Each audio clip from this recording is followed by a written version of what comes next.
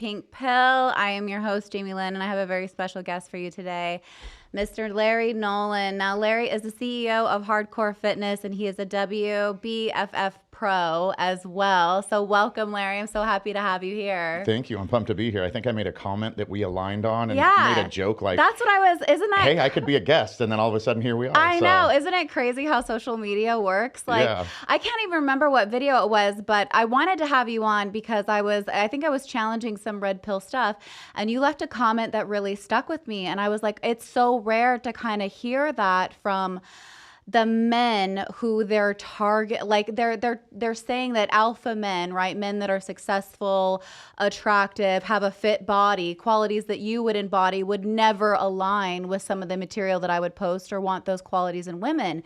And when you shared your story with me, I was like, oh, I have to have you on. My viewers need to hear this. Yeah, and it's funny because I didn't really know exactly what you spoke on, but I heard that video. And one is I love the debate. So the way that you presented it was also it was awesome.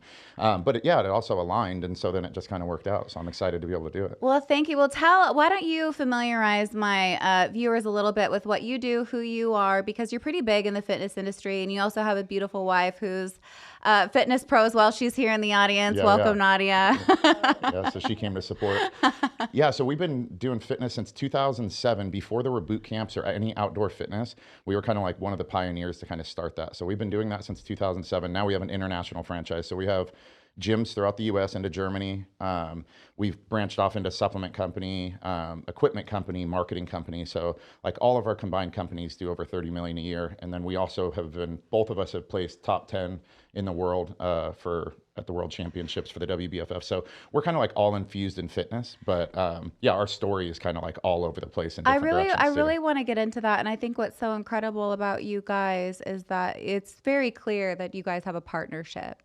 Definitely. And Red Pill would really kind of disagree with that and say, it's more of like a chain of command. Right. Is what that sounds like. But you guys seem to have a really ebb and flow. But can you kind of share a little bit of like your love story? Because I thought it was great. Yeah. I mean, it's definitely one of those ones that I think could start off that would look like the other side would kind of win that argument. Yeah. And ours didn't end up being that way. But yeah, we met, and she was actually the finance director for Mercedes-Benz. And that's a heavy man-ran industry. And a lot of, I guess, who would think that they're alpha males in that industry. So just meeting her in the beginning, she was already a very strong female. But by the time I met her, she came in as a client for personal training. And I was used to being around beautiful women all the time. I was a personal trainer since I was 16. So you're around beautiful people. You're in a very easy place to talk to them. But it was something totally different with her. She made me super nervous. I was like stuttering. I was like, okay, there's definitely something different with her. And I told the front desk kid, I said, dude, I'm going to marry that girl. So I knew like right away. We ended up training a handful of times, and I was in a relationship, but I knew that I was checked out because I was interested in her. So my girlfriend came home one day from lunch and said, hey, let's go out to lunch. And I said, hey, I'm just out. Like I'm emotionally already out of the relationship. So I broke up with her, and I went over to her apartment, and I said, hey, I know we've only known each other a few weeks, and this is going to sound totally crazy, but I broke up with my girlfriend and I want to date you. And if you think I'm totally batshit crazy, that's totally fine, because this is batshit crazy. And she kind of said, yeah, you are batshit crazy. And like, probably no, I'm not going to do that. So I was like, okay, like that makes sense, but I'm not going to play games and pretend that I could watch you date people. And because she was like, oh, we could like date. And I was like, I don't want to do that. Where was this like certainty coming from? Because like you were in a relationship, right? Yeah. But like you met her and there was something that was so different. This how can you define that? Yeah. I mean, I don't know that. I think, they always say the saying is when you know, you know. I know. I agree. But yeah, I was in a very different relationship. The girl that I was with was very subservient, and I knew that that wasn't aligning. I didn't know how much it wasn't aligning until I met her. And it's almost like you saw what you've been waiting for, and you didn't even know what it was. But as I spoke to her, it was just like everything clicked. And I just knew like, she was very, very strong, but I respected that. And I wanted a partner, and I wanted somebody strong. So for me, it's like everything almost kind of just woke up in me. You know what? I love that you actually, I should do a whole other show just on this topic alone, femininity and strength. Yeah. Because the red pill likes to disqualify that. Like if you're a strong woman, you're not a feminine woman. And I'm like, that's bullshit. Yeah. And I think that it just depends on how the woman is. I think that you can very, very easily be a feminine, strong woman because that's what she was. I agree. But I think that the big issue is, which I think we could get into kind of after our story, was our battle was we had a very different dynamic that I think you have to get through actual proving a situation where she was this woman that was making $30,000 a month. I made $7 an hour, whatever I was making. So you can't just step into that situation and ask to be a certain thing. So for us is we went into this. She basically, after I had given her this ultimatum, she said no. Less than a week went by, like 3 days went by, and she showed up to my work and said, I've been thinking about you and I want to try to make this work. So I basically said, cool, well, I'm moving out of my girlfriend, so we'd have to live together. So she's like, okay, well, I guess we're living together. So it sounds like she felt it too, though. Yeah, well, the thing was I knew that like we both felt it strong, but it was crazy. But I was like just that's, but that's what I think love actually looks like, and that's what I think a lot of this community misses is, they bypass actual connections and they get too logistic and they get too stats and facts with it, and then they miss opportunities like this because it doesn't technically make sense. Like, or if it's a social norm, you should wait longer, you should do this, and like I just never marched to the beat I think love happens really fast, actually. Yeah, and if it makes sense to you, like people say, it doesn't make sense. It might not make sense to you, but it made sense to us. Like it didn't feel crazy. Did it feel pretty easy, guys, when you met? Did things kind of flow together? Well, in the beginning, then it became difficult because we started a business together, right? Like literally, we met, we moved in together, we started a business together. Like I think those things can definitely add to stress, but one of the things that I really pay attention to in relationships, and one of the things that I work with people on is that they're fairly easy actually when you're with the right person. Like even though you have these stressors and you have things that have to be worked out, that there's a flow that kind of balances each other out. It's not this like hard work they always say is like a relationship mind. Well, marriage is work and relationships are work. And it's like, yes, they are, but it's also, it's not grinding your teeth and nitty gritty. And I think that it's to certain levels. I think that definitely applies to like, if I want us to meet each other and we're going to move in a little bit faster. I do think at a certain level, you're just going to experience some difficulty. Even if you flow really well, you're doing so much so fast that alone with a partner, with an army, you're going to face some struggle. So I think that because we were so good together, we lasted through it, but we did have challenging times. Like I'd love to be able to say the love story just didn't have one obstacle, but we didn't necessarily have as much difficulty with personally, but it was very hard. Even just basically is like I wanted to be the man, and I told her I know as you look at me right now, she's 7 years older, she's making $30,000 a month, and I look like a scrub. And I was like, look, I don't want to be in a relationship with that dynamic, but I also understand that you can't just say because I have something swinging between my legs, you're going to respond to me in a certain way and give me a certain role. So I said, if you're comfortable with this, like if you're looking for a man that has a lot of money, I don't have money, but I want to let you know that every day that you wake up, you're going to see me hustling. You're going to see me working. You're not going to come home and I'm playing video games. I don't even have a video game console. I'm going to wake up and I'm going to be hustling. If that's sexy to you, if that's respectable to you, then this could possibly work. And I said, over time, I have to prove to you that I'm somebody you can trust to make these decisions. Did you guys have that conversation with each other, like early on, like you kind of laid it out on the table? That's incredibly insightful, I think, for a man to say. Yeah, I mean, I think that I almost had to, because it was, and a lot of people, her ex was a celebrity DJ, so he would go on the radio and talk. I'd go into work and everyone's like, you were on the radio again. So it was very public in the very beginning. So it was one of those things like I wanted to be clear about, I understand what the dynamic is, but I don't think you're a woman that wants that dynamic, and I definitely don't. So, but I also know that I'm not just going to ask you to like, I'm the man. And so it was one of those things like I felt had to be addressed, or it definitely could go in the wrong direction. And I feel like she loved me, and so she like wanted to take care of me. She within a very short period of time, bought me a brand new Mercedes and was doing all these things. And so it looked from the outside in like I was like her pool boy. And I was like, no, like I don't want that. Like maybe other people think that's a dream life, but I don't want that. Like I know that I'm not the man that should hold this title like I'm holding the household, but I'm going to go out and I'm going to grind and I'm going to get that. And I wanted her to know that. And she agreed. She didn't want that either. She's like, I care about you, so I want to do nice things for you, but that isn't the dynamic I'm looking for either. So like we were on the same page of that. And I think the lucky thing is a lot of women probably wouldn't accept the fact that I wasn't there yet. So I respected her for that. Like the fact that she was like, yeah, like I want you to go make it happen, but I'm okay that you're not there and I'm willing to get in the trenches with you, was the part that like really made me respect her and love her. I was like, you know what? Somebody in your place doesn't need to go through this shit. Like you could pick a guy, and at her work, her coworkers would say all the time, this guy came in and offered to fly her to an island and do all this stuff. So I knew she had options. I feel like I looked at it like a real woman that has all these options, but chooses love over convenience or over wealth and is willing to put in the work to earn a life with somebody else just earns so much more respect from me. Absolutely. Plus, like, you know, these men, okay, that are dating, that are leading with their money, let's say, you know, and they can attract quite a few women, but there's going to be a time where they're not going to be able to tell the difference if those women are hanging around for them or their cash. Right. And I think that the thing a man has to ask is, does he care? I think the problem is some men don't really have the necessity of depth in a relationship. Some do, and the ones that do, yeah, you really have to ask that question, because if you are, like I say now, is if anything didn't work out with her and I'd probably be single forever, because I'd never trust, like, yeah, when you have that dynamic, the money definitely makes things very different.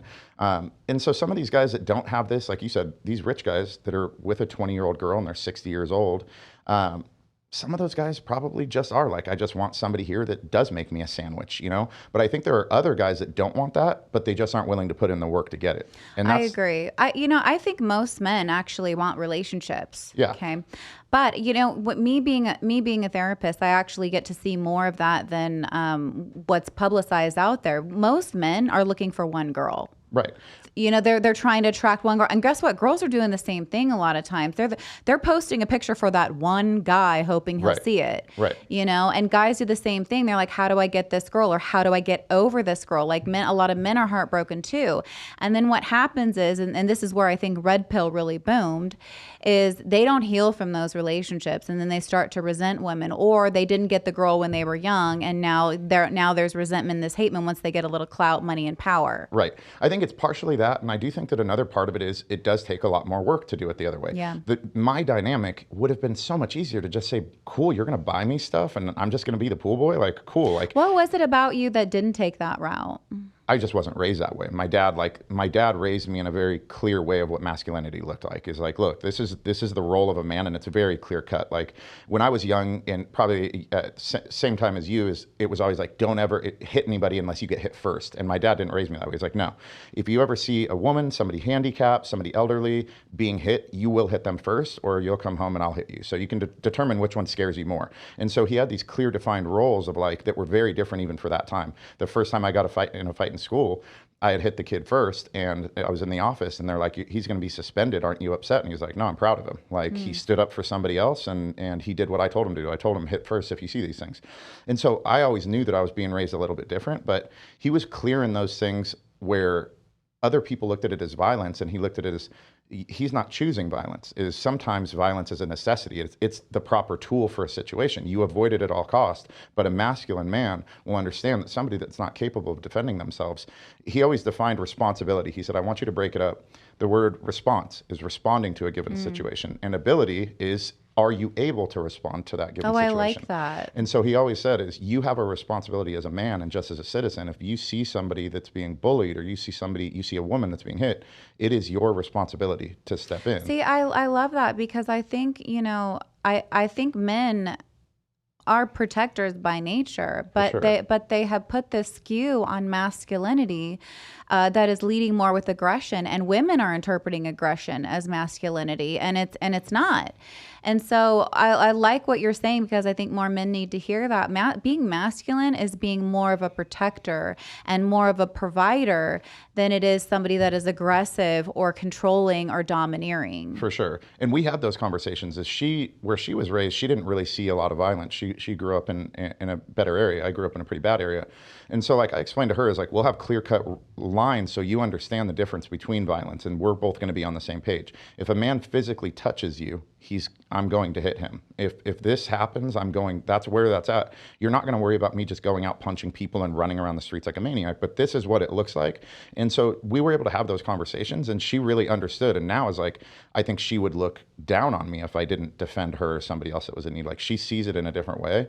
But I do think that it's like having those conversations is, why would it be okay for a man? And now everybody pulls their phone out in videos. Like my dad would be like, you better not be able to go to sleep if you do that. You know, like that is something that some somebody who can step in does. That is just what a masculine man does.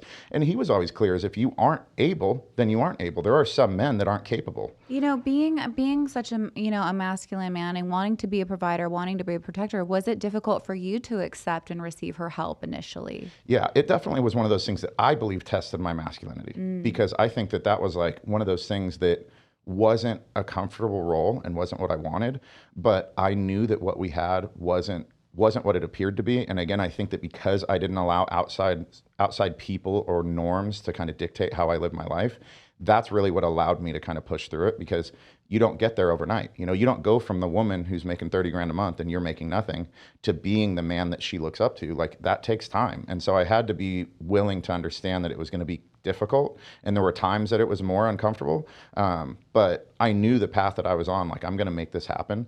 And it was a more difficult path to go, but it was worth it in the end, for sure. You had a lot of insight. You had a lot of real, like, good insight that I don't think a lot of people would be connected to, because women do need to respect men. Yeah. Women do, like, I think a lot, like, even women that can be strong, like you said, there's still, most women are looking for leadership. And this is where I kind of align with some red pill stuff, is that, yeah, most women are looking for leadership. However, the qualities that are presented in men, or the men that they're describing, they're not actual leaders, right, which is causing this shift in energy for women, right, where they're having to step into a more masculine role because they're feeling a spot. Now, women would prefer to still be strong, still maintain their home, but they would have more energy to be feminine if there was more balance in the household, or they had less responsibility, or they weren't having to be a provider, or in these things. Right. I think you would see more feminine women. And I think that's the problem, is a lot of guys do just go say, hey, they're playing video games, and they go, I'm the man, so you have to hand it over. The problem is one of two ways. One is you do have a woman that guy hasn't proven to her yet. He hasn't shown that he can do that. So you can't just ask somebody to go, trust me with everything. Like, that's just not how human nature works. It's like, I don't know that you will do that, and so far you haven't shown me that. And the other side has already shown them that they can't. So the woman's already convinced of that. And now she's doubled down on the fact that she's going to fill that role. I'm already having to take care of you. I have a lot of female friends, and they're like, I view my man more as my child than I do my husband or my boyfriend, because I know that that's how he has to be treated. I see that so much, where I see these, like, parent-child relationships where a woman is now, taking care of the man because he's not fulfilling his role as a husband or as a partner. And then I got the man coming to me complaining that sex is bad. Well, it's because she doesn't want to fuck her kid. That's why. For sure. And a woman wants to respect the man. She wants to look up to him, and you have to earn that. People think that respect is just given, especially like wealthy men. It's like, okay, I have money, so that's respect. Well, no, that's convenience. It's like, that woman's there for, there's safety in that money, and there's more convenience. So she's there for her own reasons, but she doesn't look up to you in those ways, because there's more to it than just paying a bill that requires respect to be earned. So I think that a lot of the time is like, when I'll talk to guys that I'm close enough with, is I'll say, look, you have to go out there and do these things that are going to make her look up to you in this way. And like you said also, is like, we'll talk about it, is if she feels like she's overstressed, and you had mentioned our partnership situation, we're like right here, and I just want to be right here. I want to be partners, but in a certain situation, I don't want you to have to worry. You can look to me, and I'm going to handle that. And I don't want you, if there's ever a situation that's difficult or that's tough, I'm going to get us through that. When we're in our businesses together, we're partners, but she looks to me and goes, what's the final, here's my input. See, but I love that. I love that. Now, red pill will take what you just said, okay? And they'll be like, see, he's proving our point. And I'm like, no, not at all. Because what you're describing is something healthy. Now, I don't think men and women are equal in the sense that we contribute the exact same thing. We have the exact same strengths. We have, we contribute different things, and that's what makes it beautiful, is you should be able to embrace the fact that you're both different. Exactly. But, where it becomes problematic is when, there's one of the guys, he has a podcast called Fresh and Fit. I don't know if you're familiar with that. I don't think so. You're lucky. It's terrible. But he actually wrote a book called Women Deserve Less. That is what the book is called. And I have not read the book. I can't stomach it. The points that I have read. And the thing, the point, I think he's trying to say in some ways that yes, we're different, and no, we're not, we equal. And yes, I would agree on that. But when you start saying things like we deserve less, well, now you're talking about equality? Are you saying that we deserve less food on the dinner table? Right. Are you saying that we deserve more, like less fair treatment? Are you saying that we get considered like those are the things that can shift the relationship from hierarchy or leadership, right? These positive qualities in relationships to a more toxic or unhealthy relationship. So it's important to be able to distinguish, hey, what does healthy leadership look like? And like, what does power and control or somebody leading out of fear and insecurity look like, right. Well, like you had mentioned, you were saying that, a woman being strong and a woman being feminine. When we first met, she said, I said, what are your dreams? She said, I've always wanted to do a fitness competition, but I never could. And there was a magazine that had Chatty Dunmore. I'm not sure if you're familiar with her, but she was a multiple time world champion and she was a cover model. And so before I ever competed, I wanted to see her fulfill her dreams. So before I ever stepped on stage, even though I'd wanted to compete forever, I searched out a coach. We started getting her into it. I sought out Chatty and basically connected them as friends. So this idol, they actually are still friends to this day. I wanted her to go out as a strong woman and see her accomplish her goals. I wanted her to go out and do these things. People could look at that as you want your wife in a bikini and these things. As I want my wife to go fulfill her goals, and it's a sport, and that's probably a whole different topic on its own. But I want my wife to be strong, and I want her to be my partner. And a strong wife is, I think so many of these people don't understand, when you have a strong woman by your side, that is a fucking superpower. Mm-hmm. And these guys who haven't done it, and the good thing is a lot of the entrepreneurs that I'm friends with nowadays, that is more talked about, where it wasn't even just a year ago, 2 years ago, where they're like, look, giving that advice, look, if you don't have a good woman, you should go get a good woman, because that's a big reason why I'm here. And I think years back is these guys couldn't give that credit because that was a tick off of them. It's like, well, I it's did threatening. This. Right. Like I did this. Nobody helped me do this. Yes. And I think that's where we're getting I think that's what they really kind of major on. Like, these qualities are really beautiful in women. And you're it's frustrating for me because it's like strong women are now being punished, or we're being called feminists for being leaders in some ways, when nobody's taking a look at what we had to do that, right? And it's kind of like a double-edged sword. I lost my train of thought. I was going somewhere with this. Even to your point though, is the women that are being even put in that box, is these women that are putting up this big wall. A lot of the time that is because they're jaded from the past experiences, like you had mentioned. And so in those situations is we're still in the same place where it's this dynamic of the man didn't step up, so the woman feels the need to step into it. I'm not saying there's never a time where a woman just is a feminist. There's always these different situations. But I think generally, all the females that I'm friends with, all of her friends, it's always the same thing. And I'm not a doctor in this, but I'm a person that's around a lot of people and have these conversations, and it's always the same thing. The reason I step in here and I don't want to trust this guy is my last 6 boyfriends didn't do this. And why would he be different? I know. And look, that's why healing is so important. And look, the responsibility of that is on the woman. Like I always say, it's not responsible for what happens to you, but it's 100% responsible for how you manage it. Right. We're responsible for managing those things. And also I saw this quote the other day that said, where it was actually a podcast I was listening to, and this guy was talking about a good partner, what he was looking for in a good partner. And he said something that I hadn't heard, but it's kind of piggybacking off of what you're talking about. And he says, I want somebody I can go to war with. Yeah. And that's what I say all the time, is I always say, when you go to war, you're going to go out to war. If you really want to be successful in life, it might sound like it's blown out of proportion, but you are going to battle every day because it's a war to get there. Mm-hmm. Everybody's waking up every day and we're trying to get this big thing in life. And when you wake up, you're either going to go out there bare-chested, or you're going to go out there and your wife is your armor. Your wife is your sword. And when you get back home, your wife goes from your armor and your sword to the one that you cry on her shoulder, or the one that's going to pump you back up and get you back to this place to go back to battle the next day. Yeah. You can go to battle with nothing, or you can go to battle with those tools. When we say go to battle, the women fight different. Right. Okay. We might not fight with fists, and some women might, but you know what I mean? Yeah. And catch me on a good day. Yeah, no, I'm just kidding. It depends on what they say, but. But I think we have different strengths. I will tell you, women can be great detectives, and they can, my boyfriend was in a real sus relationship, business partnership with somebody, and I could read that a mile away. Yeah.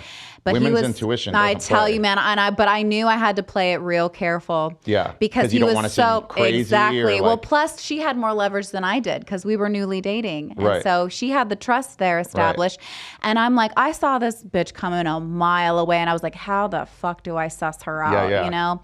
So I had to kind of play it cool. I did. I actually presented him when I finally did it, because she was stealing money from him. Really? Yeah. And when I finally did it, and this is why you want somebody you can go to war with. Yep. Okay. When I finally did it, I presented 22 cases, court documents, 2 illegal name changes, like all these charges she caught, so right? You legit did the case file. Oh, I legit did. Yeah. Okay. I think all women are like private detectives. Oh, yeah, for sure. This is credit to you. Okay. Game right now. But I'm telling you, like, I didn't fight with fists or anything like that, but I fought with my mind, and I was in tune, and like that's having a partner that has your back. And I think women have different ways of showing support and love and caring for their partners. And look, I was 100% overstepping boundaries and stuff like that. And some men might say that was, too dominant or too whatever. But I guess was it? I mean, at the end of the day, it doesn't seem like it was a bad thing. My partner didn't mind. Yeah. And I mean, and I think there's 2 ways guys have to look at it too. Is a lot of the time guys will just look at a female as a supportive role, and that's like in our situation. She was working at Mercedes-Benz, and I basically said, I want you to quit and come work with me and do this boot camp at a park. And she's like, this seems crazy, but if you really think so, I'll do it. She came out, and basically I was fulfilling one role as far as actually training clients or doing sales. She would fulfill whichever role was most needed and do it in a great way, and she would actually deliver. And so guys a lot of the time are like, oh, having a girlfriend or having a wife is, she'll be there to pat me on the back. It's like, no, they actually are capable to do things too. Like my wife is my partner in business. Mm-hmm. She asks me, what do we need to do? What's the game plan? I'm like, this is a game plan. She's like, cool. Like, here's my input. Where do you think I fit best? I'm like, this is where you'd fit. Now let's work on the game plan for how you're going to execute. See, that's so beautiful, because even within that, you can see her trust in you and her submission to your leadership. Right. Now, submission is a really triggering word for a lot of women, but that's because I think it's been used inappropriately, and I think it has been abused. It has been used as a way to control or keep women under the thumb. But I think submission is actually really beautiful when it's done in a healthy way. Like, she's coming in and supporting you, but you're also shielding her and protecting her. Right. I think that's how it should be designed. And I think in that example, it shows strength in both ways. She has the strength as a strong, capable woman to say, I don't care what it is. You want me to do sales? You want me to do training? I'm capable to step out and do whatever you need. But I'm also strong enough to trust you, which is something that's hard. So I'm strong enough to step back and let you make that final decision.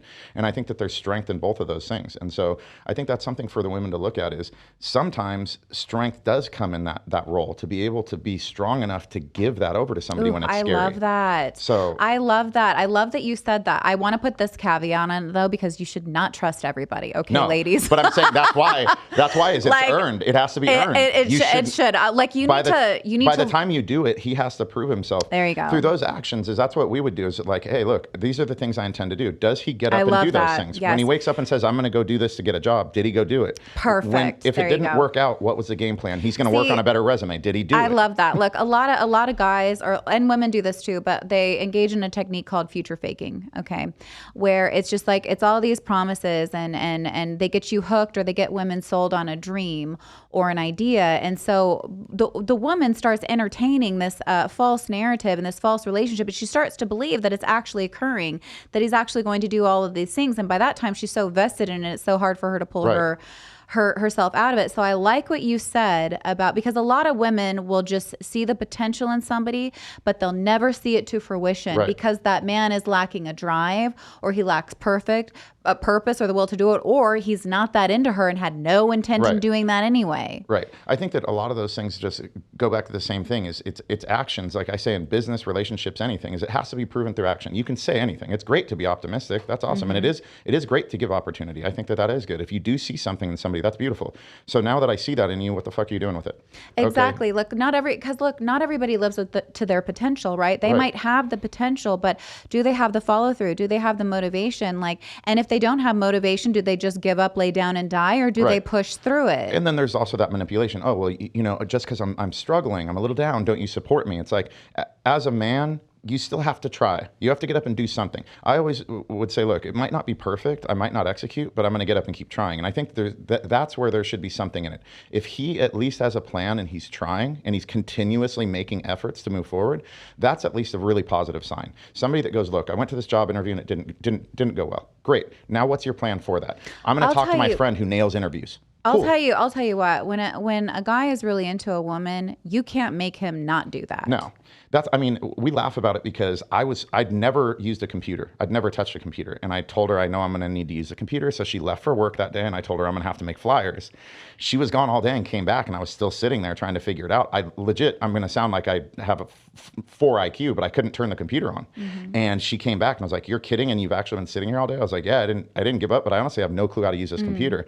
So she showed me and I sat on YouTube literally hundreds and hundreds of hours. I ended up building our website. I ended up learning how I got bootleg versions of Adobe Photoshop, Adobe Premiere. I did our first promo video. I spent hundreds of hours sitting there. So she saw that, like, this dude couldn't turn a computer on and now he's building a website and now he's doing these things. And I think those are the ways is you can know nothing, but there's respect and effort. People love to see somebody get up and fucking do something. And women can respect that, right?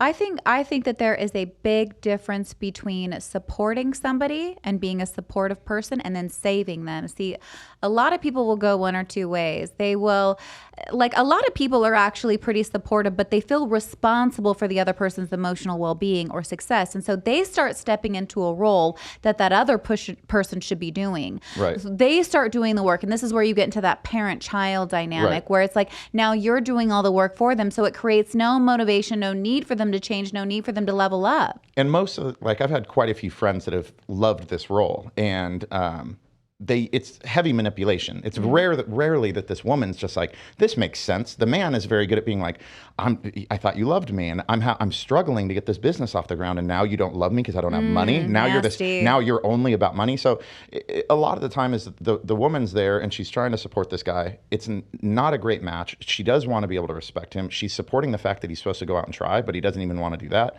So yeah, it has to be. I think the easiest thing to indicate this is it all lip work, or is there any effort behind it? And if there's action, that's the easiest thing to at least tell that there's at least intention in the right direction. At least it's not full manipulation if the guy's actually doing something. And you don't have to force him to do it. Like you said, I wanted to be better for her. Like I always told her, the thing I love the best is she never one time our whole relationship ever told me that I needed to make more money. She never told me that she had a requirement.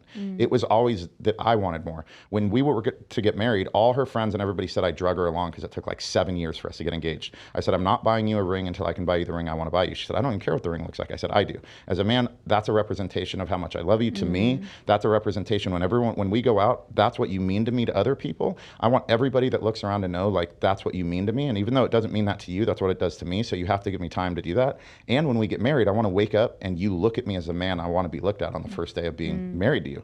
And everybody said he's full of shit. This guy's dragging you along. And we ended up, she still insisted on getting married a little earlier, and she wanted a Costco ring. And so I bought her the ring, but it didn't fit. And so it gave me the opportunity to buy her a bigger ring. And over that period of time, we've upgraded it like 3 or 4 times because I told her, like, this is still what I told you, and I still have the intention to do it.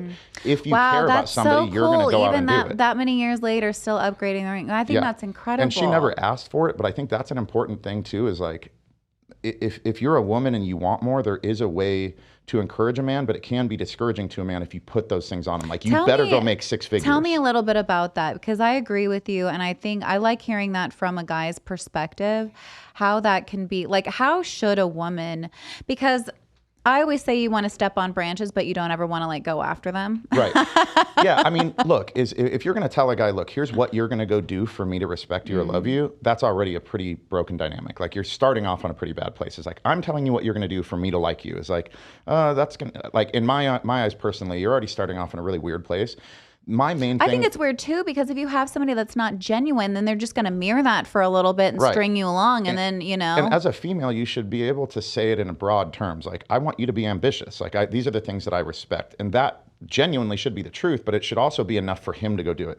Now, he should be able to get a grasp of what that means to you. Like, you guys are going to have conversations of goals and things like that. Like, if you're saying this is where I want to get, he can do math. He understands what that costs. Like, is he going to go out and make that happen? You don't have to be super specific and push him. And if you do, that's a problem. Early in the relationship, I started to get really cold feet because she was so great that I was like, she deserves better. Like, so I started really, like, I care. every day goes by, I care about her and respect her more. And I'm not this man, and I want to be this man, but I'm not, and I don't know how long it's going to take. And like, I don't want to see her give up these great opportunities. So I basically tried to scare her away, told her all my past, was like, you can't be with me. You need to go find somebody better. She listened to my whole tantrum and was like, are you done? And I was like, yeah. And she was like, okay, cool. You're still the one I want to be with. So like, I'm glad that we're done with that now. So can we go to dinner? And I was just like, how did you take that? I took it as, I've always told her, is like, in that moment, like I had this idea of, she's so great, I'm gonna have to let her go. And in that moment, she made the decision of, you're either going to step up and be the man that she deserves, or you're going to continue to not be the man she deserves. And that doesn't sound like something you want to do. There was really something that you were personally struggling with not feeling like you were a match. Yeah, for sure. And I was just not, I mean, I wasn't in a great place in my life. I had 2 felonies. I was a high school dropout. Like, I was not the man I wanted to be. I had disappointed myself. All of the promises I'd made for myself up to that point in my life, I'd disappointed myself.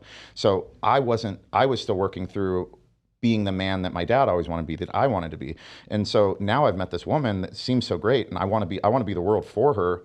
But now that it can almost be discouraging, because you're like, now am I going to ruin her life? Am I going to be something bad for her?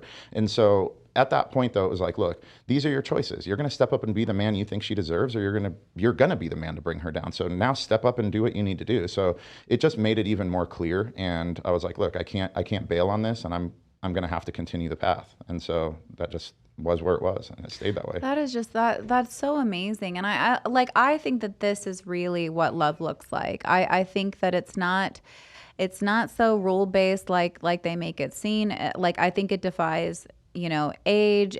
Like, your relationship really defies a lot of the stats. Also, let me say, where red pill's getting stats from, Tinder a lot of times. So how accurate is that? Okay, I just thought I'd throw that in there. But it really does. I'm older than my boyfriend as well, 7 years. Nice. So same kind of age gap. And so I can relate to a lot of what you guys are saying, as far as, I never felt weird about it, neither did he, but we've had people say something about it. And it's weird, because when you're in the relationship, it's like, I didn't know that was an issue, because it's not an issue. Why is it even an issue for anybody else? Yeah, I mean, there's just always social norms. And that's a big thing that I've always told her. Like, I don't ever want to live my life in any way by social norms. I don't ever want us to make a decision based on what other people think, no matter what it is. The way we got married, we did a destination wedding, and I told her I used to work at a banquet hall, and I saw every wedding was horrible except one wedding. They ended up it got rained out. It was indoor, outdoor, and it got rained out. It was on a golf course. And the 2 families were like fist fighting. And we were supposed to help find the bride and groom, and we couldn't find them. So we ended up walking the golf course, and we found them dancing to no music by themselves on the golf course. It was like out of a romance movie. But they didn't care. They made the day about them. And so I made like a promise to myself when I was young, like, if I ever get married, the day's not about the cake. It's not about any of this other crap. I see all these people hate their wedding day. I'm like, I'm going to make it about me. Everybody that shows up, you're here for me. I'm not here to cater to you. I don't care if you enjoy the day. I don't even care if you have a seat. This is about my wife. This is about her and I coming together. You guys are here to witness that. And I'm not going to get caught into these big weddings and trying to impress other people. And so we had an amazing wedding. It was the best. It got rained out also, but we laughed because we were just on the beach, and I couldn't even finish my vows. Like, a lot of people are so wedding focused instead of relationship or marriage focused. Right. And it's like, you need to be paying way more attention to the person that you've picked, rather than what your bouquet looks like, what the weather is going to be, because that's the thing that's going to outlast this moment in time. But if you ask them, they're going to tell you why. It's like, this is what is done. You have these. When you have this cake, you have this. It's like, who said? It's always, every time somebody tells me that, I'm like, who said? You keep telling me like I'm supposed to know that. Like, but where did that rule come from? You have a very strong sense of self, and you seem really kind of unbothered by the opinions and perceptions of other people.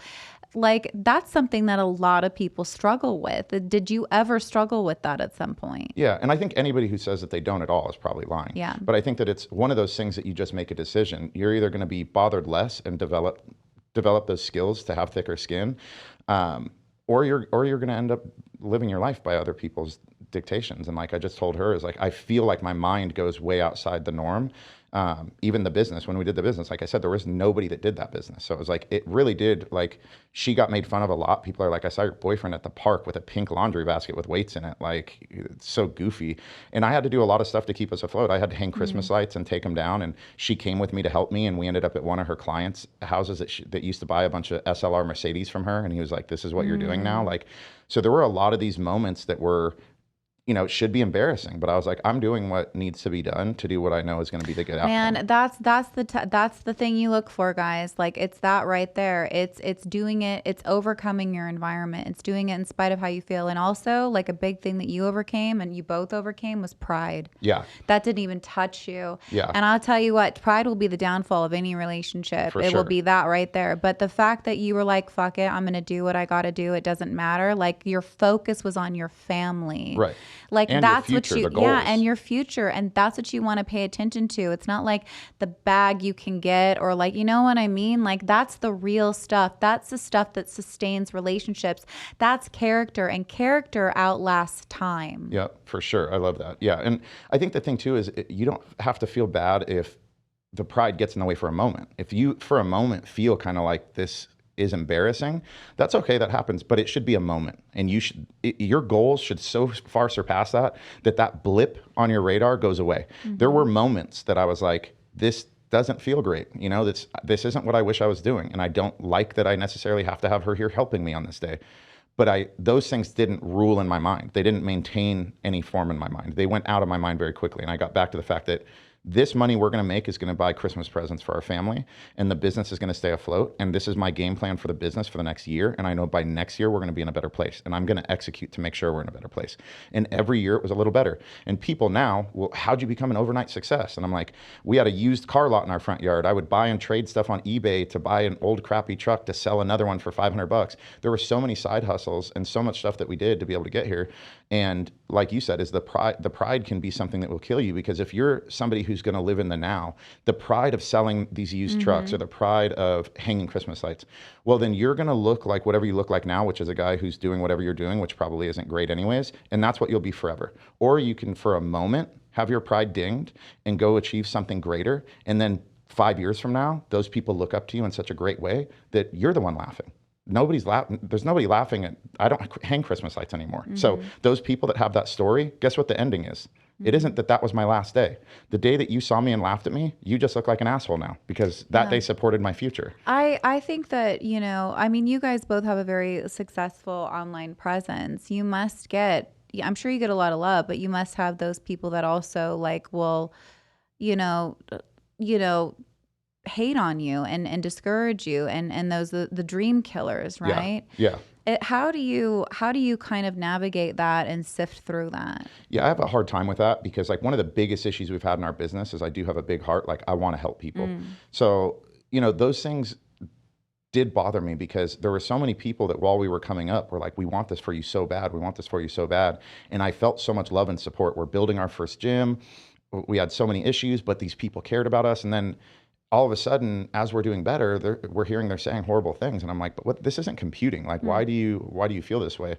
And, you know, like her and I talked about it, and I'm like, they were okay supporting somebody that was underneath them. That felt good. Like, we were like this pet project, like, oh, look at you, you know, this is what you're doing. You're working out at the park. And they would always say, what's your real job? And like, you know, to me, it was like such a disrespectful thing to say, but it was like, that's just how they looked at it. Like, this must be my fun time. And I'm like, this is my real job. Like, this is my business. But as soon as we got to a place where all of a sudden they felt like their status was challenged with mine, like, hey, wait a second, are people like respecting him more, or thinking that he makes more money than me, or that he's doing something that I wanted to do? The first time I got my dream car, literally, like, my entire mind shifted. I remember I had posted about, I'd always wanted a Ferrari. I ended up getting it. And it was like every person that I thought was my friend had horrible things to say. And, you know, it's one of those things where you do realize who your true friends are. And it's one of those things that you just have to accept. There's nobody that I know that's gone through it that doesn't have that experience. And you just have to know that when you go through that, people love to see you do good, but they don't like to see you do better than them. I agree. I think people that give hate, It's really a reflection of something they've got going on. It's really an outward expression of how they're feeling about their own lack and 100%. their own self-worth, and it's being projected onto you. For sure. It's hard to not engage with stuff like that, and it's hard not to take it personally, and that's your work. But I agree. You know, people do this thing called leveling. And that's kind of what you're describing, where we like to be eye to eye with people, right? And if we're not eye to eye, we do one of two things. If I see, you know, you and you're doing better than I am, well, I'm going to do one of two things. I'm going to bump myself up to where I think you are, or I'm going to bump you down to where I see myself. And that's what unhealthy relationships do. But people that are actually successful, people that are doing well, I don't see them hating on people. No. And I always tell people is this: if you talk to anybody who's a real winner, who's built a great company, who's done great in sports, their mindset was winning before they ever won. Before they had the championship rings, before they had this huge business, they already saw themselves as a winner and they admired winners. Me, when I was young, I couldn't wait to talk to the guy with a Rolex at the bar. I never once was like, look at this douche. Like, hey, bro, what do you do for a living? Like, I wanted to learn from those people, and I embraced it. I looked up to that success. I looked at that as, you are somebody who went out and earned that. You did something great.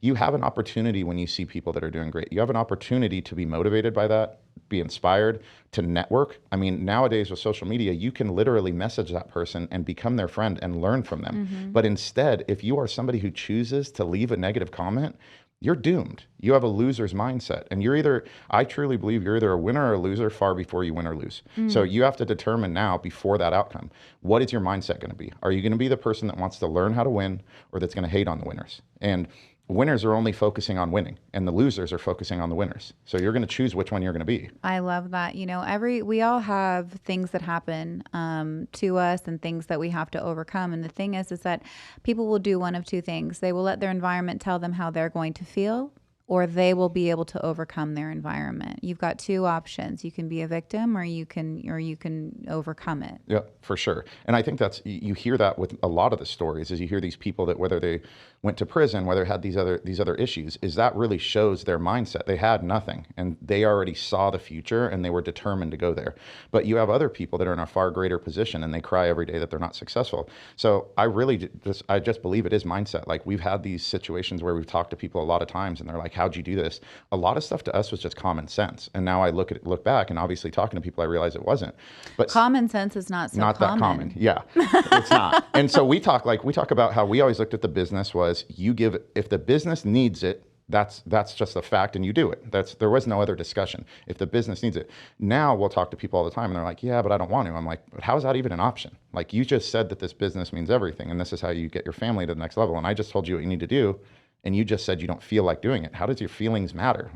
And so we would sacrifice anything. There was no limit to the sacrifice that was needed.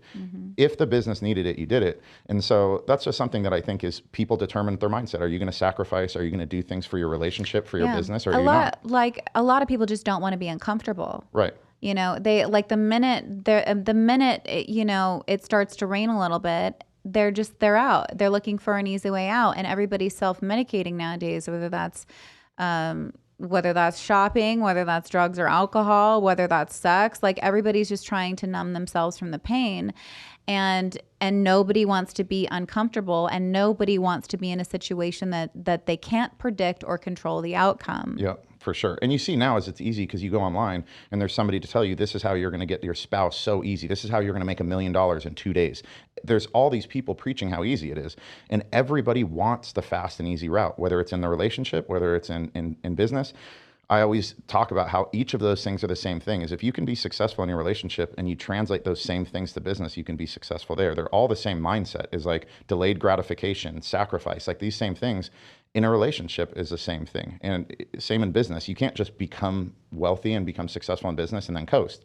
The higher you get in business, the harder it gets to even maintain that level. And now it's 10 times harder to get to the next level. And then you have to do 10 times that level just to maintain it. I love what you're saying right now. You know, when I was single and dating and also helping still one of the suggestions that I tell people to look for is look at their life. Yeah. Like, look at the fruits that they're actually producing. Like, do they have peace in their life? Okay. Do they make their bed? Yeah. Okay. Are they messy? Do they have good hygiene? Like these things might sound kind of silly, but they're things that you need to pay attention to, because how you take care of yourself is a reflection of how you feel about yourself. And that is going to project onto your partner. Like, do you have certain character traits? Do you follow through with what you're going to say? Sure. Do you push the cart, like the shopping cart back? Like, and everybody has these one-offs. So more often than not, these are the things that you really want to pay attention to and look for, is that consistency and these character traits, not these ones off where you're having a bad day, but how do you live your life? Are you on time to work, or do you make an excuse because traffic was late and you had a headache? Right, for sure. And like you said too, is like the business part, like saying it's 10x, to get to the next level. I feel like in a relationship, sometimes you're going to be at that 10x point. Your relationship's so good, to get to that next level, you have to have really difficult conversations that you don't want to talk about stuff you never wanted to talk about. What would that look like? Like if you're at a 10x and like you've got it, like what would the next level even look like? I mean, we've been to so many different points. Like right now, we're in a great place, and we ended up having this kind of like deeper argument blowout like a couple weeks ago, where it was like these things that we just didn't talk about ended up getting to a point where it created kind of these problems. And it took us several days of talking to be able to start having these conversations. Like, look, these are conversations we have to have, and we have to be willing to have those conversations. And then we have to be willing to do some of these things that maybe are going to be hard for us, hard time-wise because we're busy. Some of the stuff she's like, look, these are times where you're not listening. And I'm like, well, I think I have a valid excuse because I'm incredibly busy working. And she's like, yeah, but is it every minute? Some of those minutes, are you just using that as an excuse because you're busy most of the time? So it's like, you have to be able to reflect and go, yeah, you're right. Like, I am busy, and I think we need to meet in the middle. These hours and this time, we're chasing the same goal, so you shouldn't be discouraging me for focusing on that. But these other times, I could have paid better attention. You know what I like that you guys do in the way that you communicate is the defensiveness is really low. Yeah, well, we have moments, but yeah, it comes back to an open I'm sure communication. everybody has moments, but it's you really want to pay attention to how people actually resolve conflict, because a lot of people fight and then a lot of people don't make up, or they just sweep it under the rug and there's no resolution. But it's hard when you're at a disagreement or you might not be on the same page. It's hard to take feedback from your partner because we naturally kind of want to go like this. Yeah. And it's hard to stay open, it's hard to stay vulnerable, and it's hard to kind of have that light, shown on you a little bit and being like, oh, like pointing this out, and it's kind of like a stab to the heart. Yeah. And I mean, like, I was never open to therapy, and years ago we did therapy, and that was helpful. Like, we didn't continue on forever, but we did it for a period of time and took some really good tools from that. Like love language stuff, just basic stuff like that I wouldn't have been open to, that I think was helpful. And that's something in a relationship that I think you have to be willing to do, is like, I didn't have a good relationship with the ideas of therapy. I had gone to therapy when I was young with my mom, and it just wasn't a good situation. It just didn't work out good. My mom ended up thinking the therapist was crazy, and it just wasn't good. So I had this kind of like bad feeling of it, but I was willing to do that. And there were other things that she was willing to do too.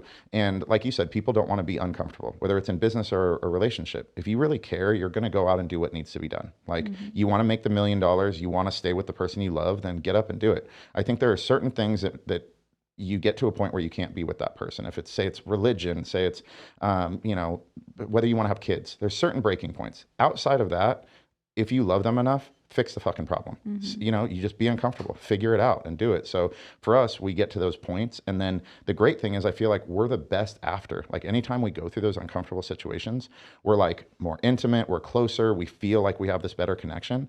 But it's hard work, and people don't want to do that sometimes. It is hard. It can be hard work, but what you guys have is actual love. That's the foundation. Okay. If you tack on these other things and you don't actually have love, they don't work. Right. Like, if I have like a couple, and let's just say she's only with him for money or whatever, and he's only with her for her beauty, well, there's a time limit on that. For sure. And they can make changes temporarily, but the sex won't be like it should be, because she won't be able to pour into that relationship like she should, because she's really not that into him. Let's say like he had, and the same thing with her. If he's just only leading like, or attracted to her beauty, well, eventually like that's that's a depreciating asset for a lot of women. Yeah. And so, there's a risk there for her and a vulnerability for her that won't make her feel safe in the relationship. So these are the trades when there isn't actual love. When there's real love, you can make these concessions, you can make these changes, and it will withstand the time. It will withstand these kind of outside influences, because what you have is actually, there's a verse in the Bible that says, don't build your house on sand. Yeah, for sure. You know? And I mean, if you know in the beginning you're starting it, like I had said, the way that our relationship started kind of started in a difficult situation. I'm like, I don't want this to be that starting on sand. I want us to know where we're starting and where we're going. And so, yeah, I feel like for us, it's been, like you said, it should be hard, but it shouldn't. And I agree. Is like some of the stuff is hard because I want to have an amazing relationship. So like even when we did the therapy, I'm like, my expectations are up here of myself and her. Like, I don't want to sacrifice at all. I want her to be in every way completely blown away. And if I have to work for that, cool. But I want it on both sides. So like, he's like, well, in relationships, I'm like, no, I'm different. I don't want that. I'll work harder. So like, and so we did. But that is the harder because, I think physical attraction matters. Both of us have to work out to do that. Does that mean if she ended up in a fire, I wouldn't love her? No. But it means if you're physically capable, you should do that for your partner because you want them to have the best version of you. I agree. I love that you actually, this is such a taboo topic because a lot of women kind of get their feathers ruffled when we talk about this stuff, but it's true. Like, when, let's just say like, you see a lot of those like divorce parties nowadays, right? Yep. And it's like Stella got her groove back. It's like, why didn't Stella keep her groove? Right. We were just talking about this. And it's just like, and we're not like, like manage your expectations, but it's just like, why wouldn't you want to pour into your partner in that way? Because I do think that, yes, attraction is super important. Now, that doesn't mean you got to have a certain like look or whatever, but you should be attracted to your partner. That's a must. That's the only thing that makes a romantic relationship different than any other relationship, right. Is that. So it's really important that, right. you maintain that and pour into that. Not only is that good for you to feel good about yourself, but it makes your partner feel good as well. It's a way that you're ministering and adding value to the relationship. Also, when you do that, it puts protection in place from things to happen outside of the relationship. Yeah. Well, I think like we were talking about it, I was saying, people will get in a breakup and I'll be like, what'd you do after a breakup? And they're like, oh, I went to the gym. Mm-hmm. I started getting my hair done again. I did my nails. I said, why didn't you keep doing your nails? Yeah. I said, that might not have been the only reason that your relationship didn't work, but I'll tell you, it probably wouldn't have hurt. It probably would have helped if these are things that make you feel better. They always say, I started seeing my friends again because I lost my sense of identity. Why didn't you see your friends when you were in a relationship? Take from those moments and take that as a sign. Now, if you're currently in a relationship and you want to make it better, think about all the things you did in your last breakups and add them to this relationship and see how much better it makes the relationship you're in now. It very well could prevent you from losing this relationship like you did the other ones, because you do see that same pattern. With the gyms we own, we see these same clients every breakup come back, and I'm like, dog, like it's not clicking for you. Okay, I don't got the relationship to tell you, but it's like, I mean, it's crazy that I keep seeing you do the same thing. Why do you keep doing that? So, and a lot of it isn't even the physical for the other person. It could be for them. That person starts to feel different when they don't look the same way. I've seen that as well. Yeah. Like I've seen men and women want to be intimate because they're not happy with themselves. And like, I think there's a point in a relationship where you should always give what you can. If somebody gets in a car accident and can't work out and gain weight and you've been with them for a period of time and you truly love them, I personally don't think it's acceptable to leave them. There's other people that say, hey, if I'm not attracted anymore, I'm gonna leave. I don't think that's true love. If she were to get, being badly burned, I still love her. I'm gonna be with her forever. The point though is if she's capable of doing these things, she should. We are here to give the best version of ourselves. If I get to a point where the best version of me is heavier because I have an issue, I would expect her to love me. I can't help that. I like the way that you framed that because I think a lot of people can take what we're talking about and take it to the extreme. But the framework that you put around that was really good. Just being the best version of yourself. Like you're not always going to have the best days, right? But maybe that was great for today. Right. Or even the best periods. I've had periods of time where I was 50 pounds overweight. I was doing my best, and my best was that. The business took too much of me, and I couldn't focus on myself. And that balancing, as you raise in life and you try to juggle excellence in multiple areas of life, it just becomes really challenging. And you're going to have moments or periods of your life that you aren't good in certain areas, because it's a real challenge to develop in a way to understand how to spread yourself and develop yourself to be able to be excellent in multiple areas. And so there were times where I was like really thin mentally to be able to do anything. And I just knew I didn't have the ability to go work out or do these things. And she understood that. Like, I don't expect this forever, but I understand we're at this point where we're growing in our business, we're growing in our lives. And so I think that there should be grace in that, and you should be able to see that. But at the same time, you should expect that person to continue to work on it and get back to being excellent, because that's what we want for each other and for ourselves. I agree. You know, when the foundation is love, you want to be better. You really do. Like, that's the thing that just misses so much. Like, when there's complacency a lot of times, or, you know, these other things, you have to kind of assess the foundation and what you're building on too. Right. You know, so I love that. I love that perspective, and I love that spin on it. Well, we're kind of at time, Larry, but I wanted to kind of say, you know, do you have any final thoughts, piece of advice, anything you want to like leave our viewers with? I mean, the main part that we kind of hit on was masculinity. And I think that I think the overall idea is that's going to look different for different people, but it's kind of living life on your own terms. But I think that and if that looks like you're going to have moments where you share emotion with your partner, that's okay too. As far as the work roles go, there's some guys that are masculine and they still take care of the kids. Like, those things look different than maybe the Clint Eastwood version of masculinity. But I think that they should still look at the fact that you should still be aspiring to be a version of masculine for your family and for your spouse. And I think that it does go a long way if you can find what that version looks like to be a leader for your family. Whatever leader and protector looks like to you, I think that it goes a long way, and I think it's only going to make a relationship and a family better. I agree. And I appreciate your thoughts on masculinity. I think a lot of people misinterpret, you know, masculinity as aggression. And you gave some really wonderful examples on different ways to look at leadership and masculinity and just, you know, just gender roles. So I appreciate your feedback very much. Nadia, thank you for being here too. Larry, tell everybody where they can find you. Hardcorefitnessbootcamp.com has all of our locations for that. We have HN Sups for our supplements, and then we have bulletproof fitness equipment. So those would be like the three major ones. Okay. Well, thank you so much for being here, guys. Yes, Until awesome. next time.